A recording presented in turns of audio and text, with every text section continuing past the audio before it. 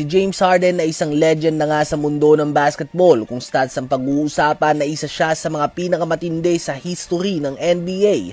May gintong medalya din siya sa Olympics, may league MVP, multiple scoring titles, multiple years din nga kung saan siya ang assist leader at ginagawa niya noon pa man ang mga ginagawa ni Luka Doncic ngayon. Ganun pa man andun nga yung branding sa kanya na hindi team player, mukhang pera at bad teammate. Likas na nga daw kay Harden ang humingi ng trade kapag mahirap na ang sitwasyon. Malamang nabalitaan nyo na nga na nagkasundo na ang Los Angeles Clippers front office at ang kampo ni James Harden na i-trade ang former league MVP bago pa man sumapit ang February 6 trade deadline.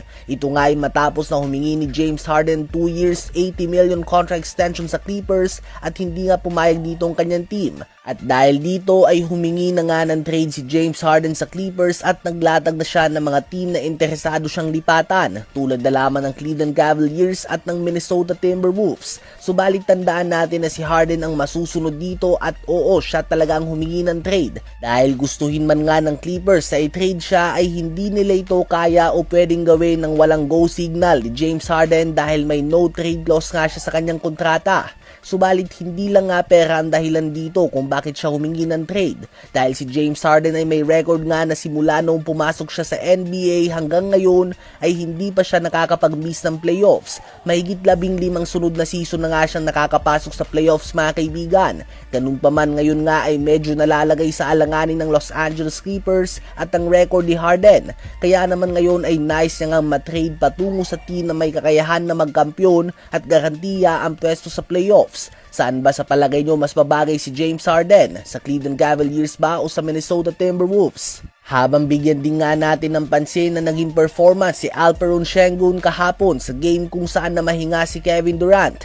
Last year nga ay nakapasok sa All-Star Game si Sengun, subalit ngayon ay isa lamang ang napili sa kanilang koponan at ito nga ay ang veteran and former league MVP Kevin Durant. Kaya naman sinasabi lang iba na maagang nag-decline nga daw ang big man mula sa Turkey. Subalit sa game kahapon ay nakabelo nga siya dahil nagpahinga si KD at nagtala ng 39 points, 16 big rebounds and 5 assists on 13 of 25 shooting sa field. At sa 16 rebounds na yan ay 7 nga dyan ang offensive rebounds na nagresulta sa mga second chance points. Pinangunahan niya nga ang Houston Rockets sa dikit na panalo laban sa Indiana Pacers sa score na 118-114. 19 points din ang ambag ni Jabari Smith Jr., 16 points, 11 rebounds, 7 assists, 2 steals, and 2 blocks si Amen Thompson, 11 points, 5 assists si Reed Sheppard, at 9 points, 10 rebounds si Tari Eason, habang nasayang naman ng 27 points si Pascal Siakam at 25 points si Ben Mathurin.